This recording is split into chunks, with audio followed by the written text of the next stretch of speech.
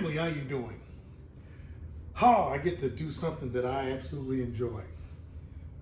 One of the items that I enjoy cooking the most is a spare rib. I love cooking spare ribs. Why do I love cooking spare ribs? I don't know. I think it's probably because it's one of the first things I learned how to smoke. So it's just got like a love relationship with spare ribs because there's multiple steps to it. But today we're going to talk about how to trim a spare rib and how to get them to a St. Louis cut. And that's what we're going to do. We're going to transform these spare ribs into a St. Louis cut. So there's a few steps that we're going to do. I just got done rinsing these ribs off. I always rinse my meat. It's just a thing that I do always. You just never know. It's through shipping, transporting. I rinse them and get them ready to cook. So I'm gonna pat them down, get them dry with a paper towel, simple paper towel. Just pat them down. We're not gonna season them in this video. We're just gonna basically trim them and show you those steps and how to get it from a spare rib, is what you see here, and get it cut down to a St. Louis cut. So let's get started here. One of the things you want to have is a sharp knife. I always like to have sharp knives because it just makes life easier, especially when you're trimming the spare rib. So here, it's one of the things you see here. When you get a good spare rib and it's brought in, you know, they don't do much trimming in the meat packing places. So you're going to have what you call this little strip of meat on the back end of it. Some people like to keep it, some don't. There is a debate on that. I am not going to get into the debate as to why you won't keep this here. I've had ribs growing up where that was on there and I had no problem. It was more meat to eat, basically. But some people say, hey, if you keep it on there, it's going to burn in the smoker. I can agree with that in some cases, absolutely. So we're going to cut it off because that's just the way I do it. I cut this piece off because I just don't want it to burn. You know, simple as that. So we're going to cut it off. I'm not going to do a knife training in this video because everyone has their training. There's some people that are trained to cut. There are culinary gifted people. But one thing I will say is this: cut away from you. Cut away from you. Ask me how I know. I know. I've learned from experience. I have my wounds, you know, with trimming. Now I'm gonna give you a little secret. As a pit master, okay, we're all pit masters here. Sometimes when you're cooking, you want to have a little snack. Here it is. I call this pit master's privilege. Pit master privilege. Go ahead and season it up. Put it on the smoker. By halfway through the cook, this is ready. Something for you to snack on, nibble on, get a little smoke flavor. See how your food is cooked season-wise. This is a good thing to hold on to if you choose to. I call this pit master's privilege. All right, so I'm gonna throw this in the pan for now. We're gonna get that seasoned up in a little while and put on the smoker along with these spare ribs, all these St. Louis cut ribs. So here's the fun part. We have what you call the silver skin in the back. Skin, silver skin, membrane. I think that's the more appropriate name to call it. We want to remove that. Again, the debate continues, and I'm not going to solve the debate today. I'm removing it. Sometimes I just don't want that crunchy taste or that crunchy texture in my bite. Also, the debate is if you keep this on here and you season the back end, it's going to prevent the flavors and the smoke from penetrating the rib. I have accidentally cooked it with it and I still got smoke flavor on my meat. So that debate continues. But in this tutorial, we're going to remove that. And I'm going to show you how to do it. I'm going to show you two ways to do it. Okay, one way to remove the membrane is the more traditional way. Traditional. Can't talk today. The more traditional way. We're going to do a butter knife. All right, butter knife along with a paper towel. Okay, a little simple process in that. You're going to take this butter knife. Okay, we're going to take this butter knife and we're going to stick it under the membrane, right between the meat and the rib itself. Now, I've experienced with baby backs, doing this technique, oh man, it's glorious. It just comes right off. But I want to take this knife. The knife, I got it underneath the membrane, right between the meat and the membrane, and I'm gonna lift it up a little bit. Okay, I'm gonna use that to lift it up. What I've done is I have separated the membrane from the meat. If you can see that. See this little flap of meat, right? This little flap of membrane? I removed it. So now, I'm gonna take this paper towel. Why? Because this membrane is slippery. With this paper towel, it's gonna make it easy for you to grip it. So I'm gonna take this paper towel, I'm gonna grip the membrane.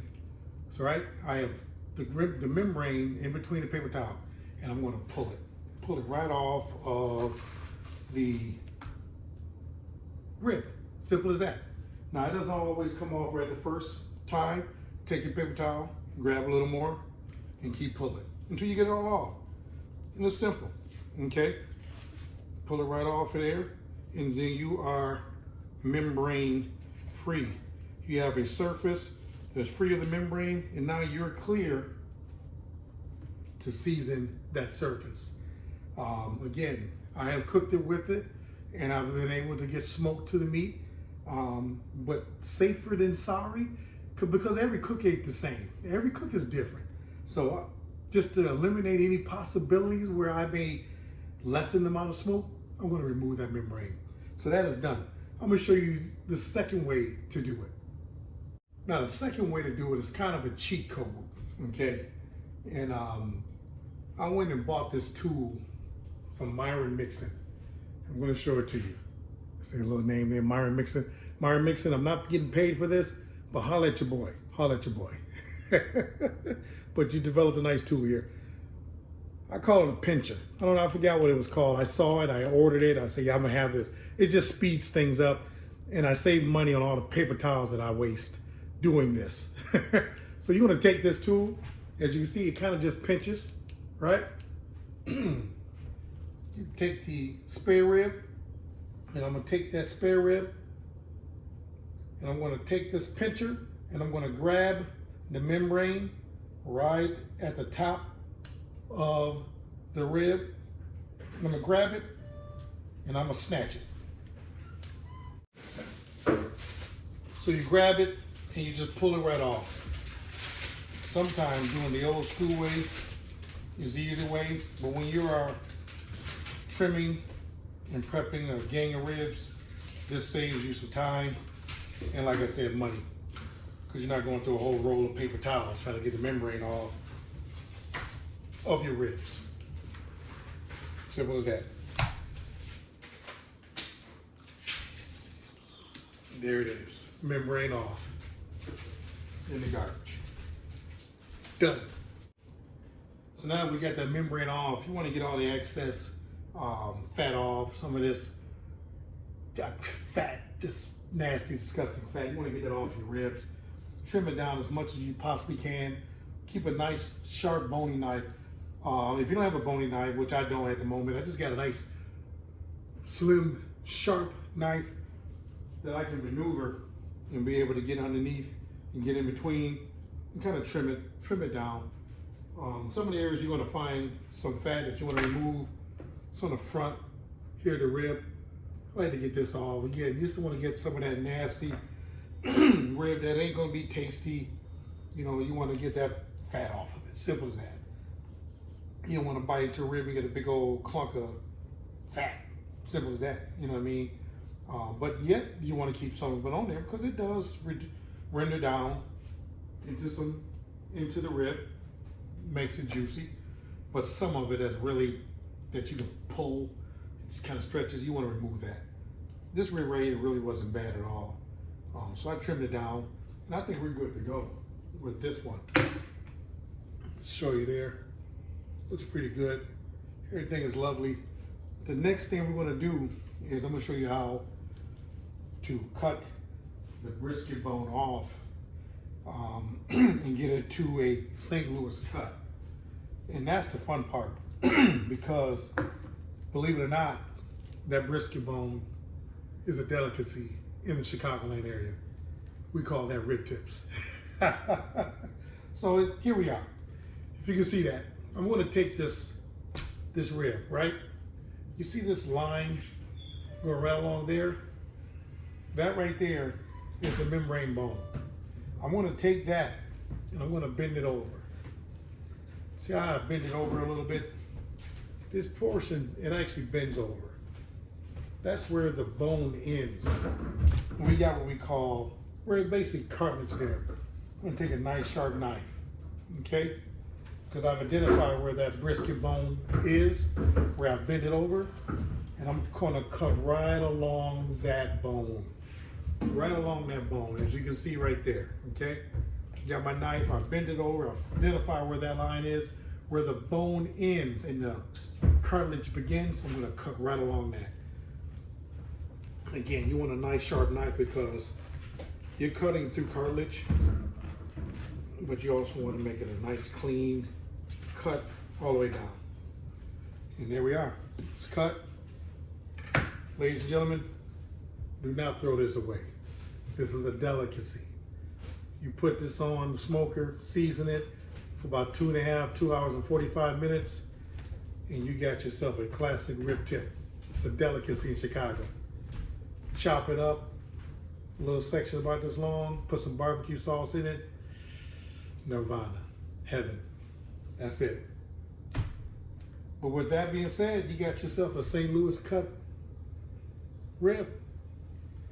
You can trim this little section off on the end, square it off. We're gonna do that because that right there could burn in the smoker. So I'm gonna square it off. See, it's nice to square it off. Cut the little excess off there. Square it off. Don't throw it away. Pitmaster's privilege. Put that right there. We're gonna season up later. So now you got your nice squared off St. Louis cut rib ready to go on the smoker. Make sure that all your little excess fat is off of it.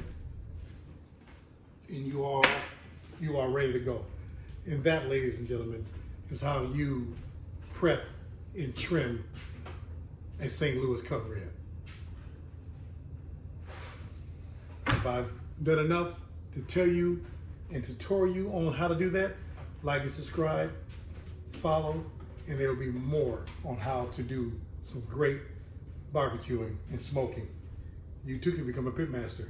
Not saying that I am, but you can too.